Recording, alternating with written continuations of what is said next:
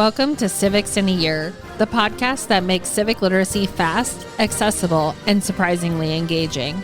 In just 10 minutes an episode, we'll tackle one of 250 essential questions about American democracy, how it works, why it matters, and what it means for you.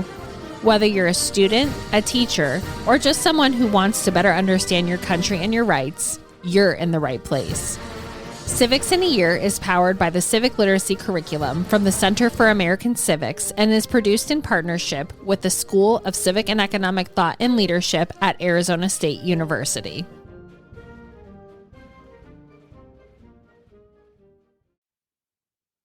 Welcome to Civics in a Year. Today we are talking about the necessary and proper clause of Article 1, also known as the elastic clause.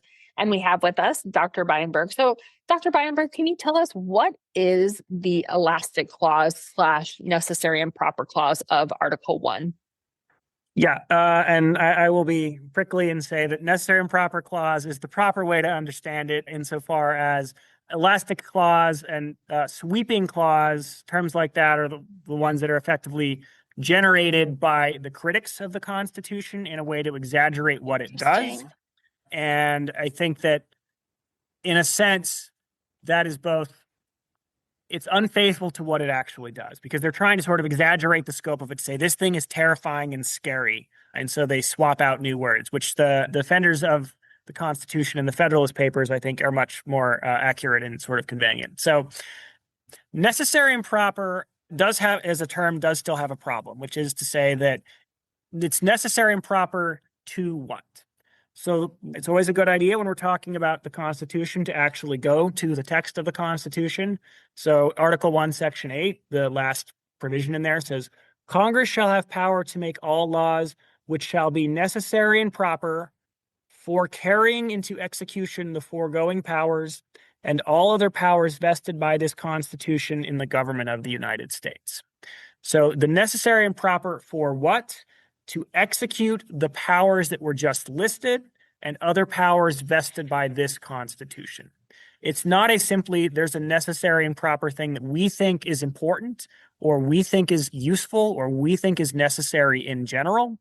That authority is with the state governments, who have the authority to act on behalf of the health, welfare, safety, and morals of their people. So the necessary and proper clause is, in effect, authority to execute what has already been granted. And as they argue, this is one of the parts of the Constitution that arguably isn't even necessary, in the sense that it's an old doctrine of English common law that if I give you the authority to do something, I give you the authority to sort of meaningfully and faithfully execute that. So one of the Federalist Papers uses an example and says, I think it's one of the Federalist Papers, if not, it's one of the other founding writings, says effectively, if I give you the authority, if I say you can clear wood from my forest to go burn it or build a house or whatever, implicitly I'm also giving you the authority to bring a cart in to haul the wood out, right? The stuff that you need to do to execute that, if you are given the sort of fundamental grant, you have the implementing authority. So it's effectively just stating what's already a principle in sort of English legal reasoning. And Immediately, the skeptics of the Constitution, particularly Brutus, are trying very aggressively to say, no. This won't be used as an execution of the laws. This is going to be used as a freestanding power. So they say the Constitution, if we read it correctly, actually just says feds can do whatever they want that they think is necessary and proper. So Brutus he says, yeah, it technically says the other stuff, but very quickly everybody's just going to fall away from that and say necessary and proper to do whatever we want. And the defenders of the Constitution are baffled because they're most like, Hamilton is a trained lawyer. He understands this. He says, this is just a basic principle of law, that if you say that you can do the thing, you can do the things you need to do to execute it. So as he says in Federalist number 33, it is expressly to execute these powers that the sweeping clause, as it has been, I love this phrasing, affectedly called. This is like this crazy term that they're throwing at it.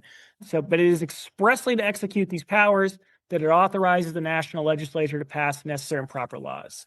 He says if there's a problem, it's in the scope of those powers themselves, not in the necessary and proper clause. Maybe you don't think Congress should have the interstate commerce power. Maybe you don't think Congress should have this or that power. But he says that's what really the objection is to.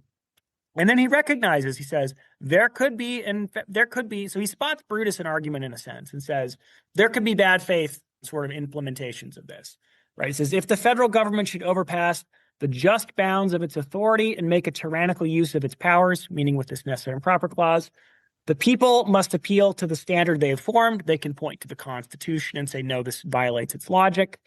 And he says, suppose by some forced construction, some sort of tortured legal reasoning, we can say that it's necessary and proper to regulate inheritance in order to get at one of the other powers. He says that's obviously a pretext. You can't do that. And then he says at that point that the federal legislature should effectively be sort of resisted in the sense of not of shooting back at them or something, but use the tools of the Constitution to push back on that.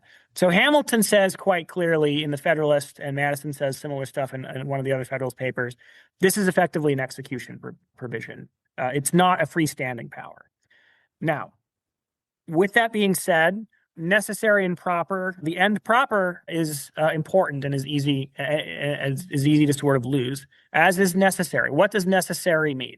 For folks that are taking AP US history or early American history or government, right, one of the very first fights is, does the Constitution give the authority to build a bank of the United States?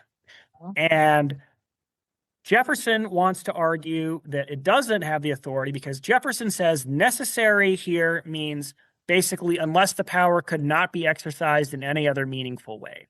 So Hamilton recognizes there's no freestanding power to build a bank. And so Washington asks Hamilton and Randolph and Jefferson and then sort of Madison under the hood, because Madison's in Congress, to make their arguments. In fact, he has Madison actually draft a veto message saying this bank is unconstitutional. It exceeds the powers of the government. But he says, all right, everybody make your case. Jefferson says it's unconstitutional because we could basically do money, we could pay our debts, we could do these things without a bank. And Hamilton wants to say no, anything, and Hamilton sort of cheats in the other way. So Jefferson sort of cheats and wants to add the word absolutely to it. Unless it's absolutely necessary to execute this, the government can't do it.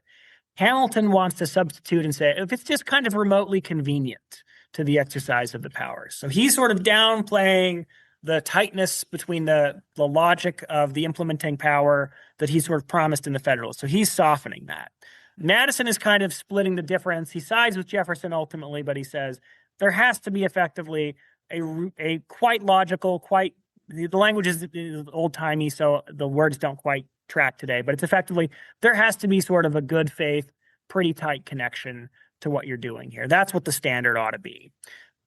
And it's interesting because Madison actually changes his mind on whether a bank is constitutional, because he says during the War of 1812, actually, it turns out as an empirical matter, we have a really hard time executing some of these powers without this bank. So Madison says, basically, without changing my sort of understanding of how the interpretation ought to be, like the facts on the ground have shown me that this thing is in fact necessary. John Marshall I know that there will be a separate podcast session on McCulloch v. Maryland, so I'll do this one briefly as well. But Marshall sort of has language in that opinion that can either sound very Madisonian or very Hamiltonian. And so the Madisonians all get mad that he's got some sort of sweeping vocabulary that makes it sound much more like Hamilton in some ways. And then in other places, he says, no, it's got to be sort of pretty reasonably adapted, has to be sort of closely connected. So what sort of falls within necessary and proper? There is obviously going to be wiggle room, but at a conceptual level, it is not a freestanding power. Something has to be sort of meaningfully connected to the enumerated powers. Now, there's going to be hard cases. There are always going to be hard cases when you're trying to draw lines. But it's worth noting what it is not. And it is not a freestanding power of the United States federal government to do whatever it thinks is prudent or solves a problem. There's a line in the Sibelius case from one of the dissents that there is no freestanding solve a problem clause of the enumerated powers. It's a list of powers. So at the margins, the necessary and proper clause is going to be divisive, but it is not, at least as the constitutional architects designed it, defended it, and sold it to the American people, a sort of, we see a problem, we can fix it. That's still supposed to be at the state level. Dr. Beienberg, thank you, because I think that sometimes we try so hard to define something, but telling us what it's not is sometimes even more helpful. So thank you for going through the necessary and proper clause. I'm going to not call it the elastic clause anymore, and giving us some more information about that. We appreciate it. Thanks for joining us on another episode of Civics in a Year. If you enjoyed this episode, be sure to subscribe and share it with someone who cares about a constitutional republic as much as you do. For more episodes, resources, and updates, follow us on social media or visit us at civics.asu.edu. Make sure to check out the show notes for any relevant links. Special thanks to the United States Marine Band for their performance of the Stars and Stripes Forever. Let's keep building a stronger constitutional republic, one episode at a time.